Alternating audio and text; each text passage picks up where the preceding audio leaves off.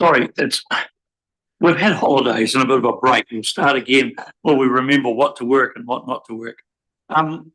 Good morning, everyone, and anyone out there on the interweb that's watching to this meeting of the Roading Subcommittee of the Waitaki District Council. We do have an apology for lateness from Councillor Linwood, and apart from that, we also have Councillor Percival, who has an apology for lateness. Does someone want to move that we accept them? Thank you, Councillor Cowes. Seconded, Councillor McCone. All those in favour? Aye. Carried. Do we have any declarations of interest? There being none, we'll move on to the decision report. But before we do that, I'd like to welcome our governance assistance today, provided by Wayne McIntyre, who has popped over from CODC to enjoy a bit of fresh coastal air here in Oamaru. And we do thank you for filling the gap for us today, Wayne. Thank you. So I'll hand over to Cindy Christensen, our placemaking lead, or Mr. Palmley if he wants to throw something in the mix to start with. You take them all to work. Or Louise. Sorry, I'm not sure. It doesn't tell me here in front of me what I'm meant to do, so I'm just guessing. But Louise, I'll invite you to introduce this matter. I just needed a right. Just briefly, this isn't a new topic for this council. This has been around for a long time, and the council have had an opportunity to see plans informally, but today you've got an opportunity to make a decision on this. This is a project for the Central Oamaru Master Plan enabled by Better Off funding, and the trial gives us the opportunity to see whether a new street layout, how it works for pedestrians and for traffic and for businesses and for the community. It effectively is around revitalisation of the CBD, increasing people to the area, increased footfall and increased business opportunities, and just wanting to make the point that this will be evaluated through the trial, and if it becomes something that we want to do permanently, it will come back for a formal report and consultation with the community. Thank you for that. I just have a question. The subcommittee can approve this today. Is it an approval to recommend to council? So it will still have to be ratified by the full council. It's all right. So I'll take it that everyone has read the report, including the new mapping that was added yesterday, and invite any questions. And we have a question from Councillor Hopkins, who has joined us today. Councillor Hopkins is entitled to participate in these proceedings, but however doesn't have a vote. Thank you, Councillor. Yeah, look, it actually arises out of the recommendation that you've just referred to. We're being asked to recommend that council approves the trial for February and March. The problem I have is I don't think the council is going to meet until the 25th of February. And on page 8, the location for the trial is Lower Thames, bottom paragraph. Location is Lower Thames Street. The trial will run for 6 weeks from mid-February until the end of March 2025. If indeed it is to be approved by council before it starts, it cannot commence in mid-February, I don't think. And I'm just wondering if Mr. Palmley or Louise or Cindy has any comment on that matter. It seems to me that if it is to be done from mid-February onwards, a special council meeting would be required. Is there a view on that matter from officers? On the 2nd of December, it was informally approved by the ward councillors. And so that we use that as our approval process to move forward and choose the date and have a starting point from that. Mr. Chair, I'm sorry, I don't mean to be pedantic, but informal approval at a meeting that wasn't public isn't the same as a recommendation that says that the decision has to be approved by council. You're correct, councillor. Yes. So what I'm saying is, if it is to start in mid-February, the council will need to meet at least briefly, even if it's just a special meeting to validate or to actually respond to this recommendation. Or it will have to be, the opening will have to be deferred until after February 25.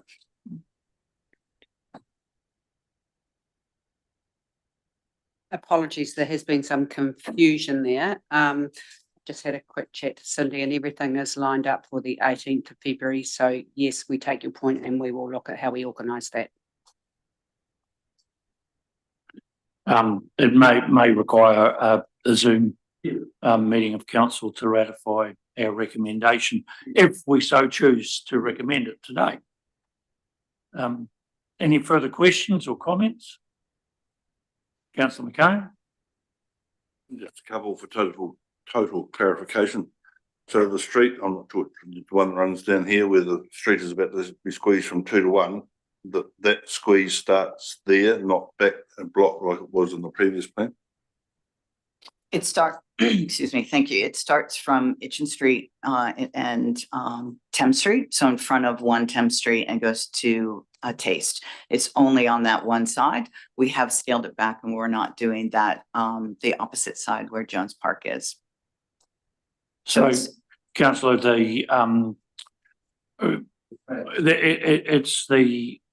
from the crossing opposite Chambers here, from there is where it starts. Correct. It's the opposite side of the council headquarters building. Yeah, there is a map that was sent to be put up on the screen if that's possible. No, that's okay, because the previous one said that was actually starting in another block back, but that's been changed. There has been numerous changes as we've gone through the process over the last year to look at a variety of different sites. We have landed on this one, because it is a site that we can manage. And we've been working with all the businesses that front that, who are all on board. So there's 2 hospitality operators that will be able to use that space and have an extended outdoor seating. And we can create a little bit of a green space beyond Victoria Lounge. Thank you.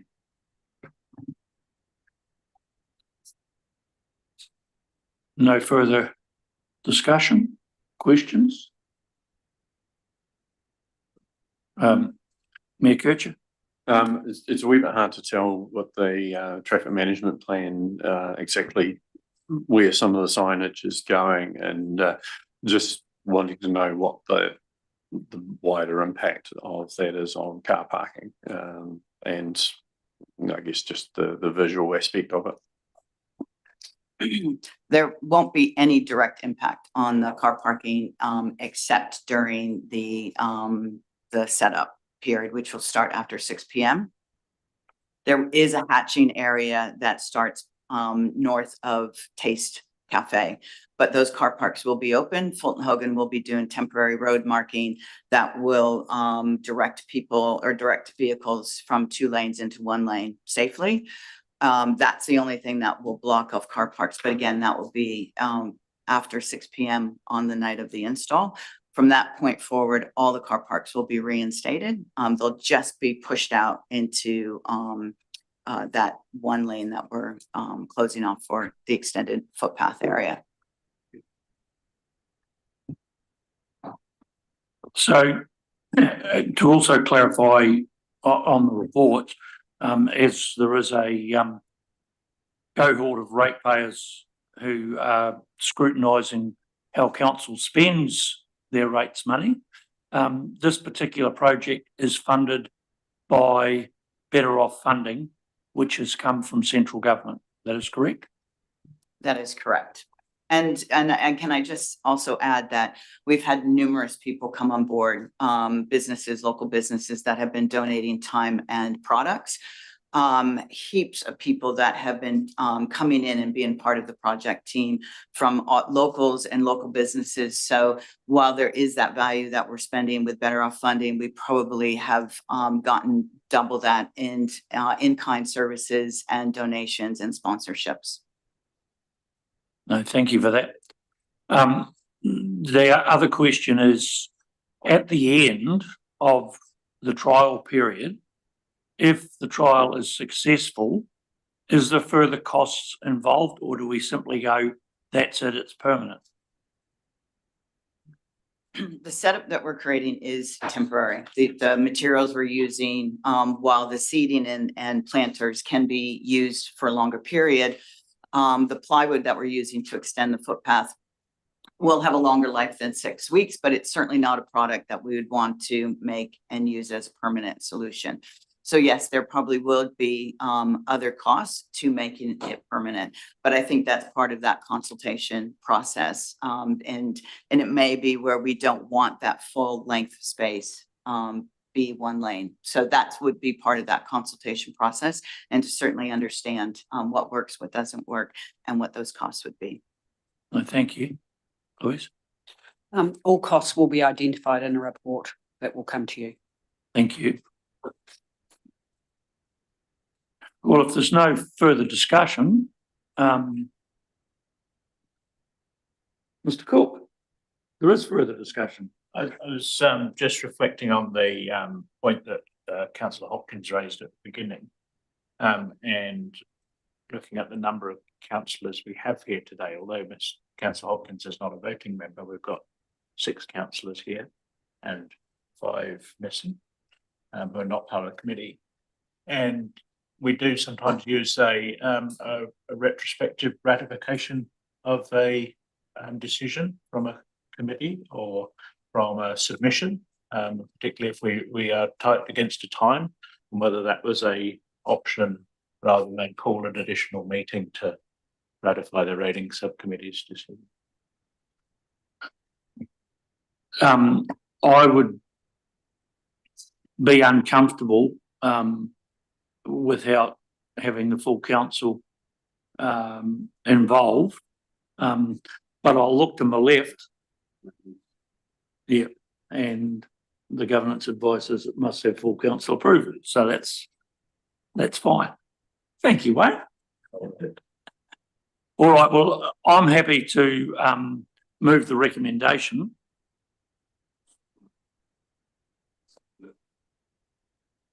Thank you. That's been seconded by Councillor Cowles. All those in favour that we recommend the trial to the full approval for the full council, say aye. Against? Sorry, you against it? Oh, that's all right. Would you like that recorded? I'll declare the motion carried anyway.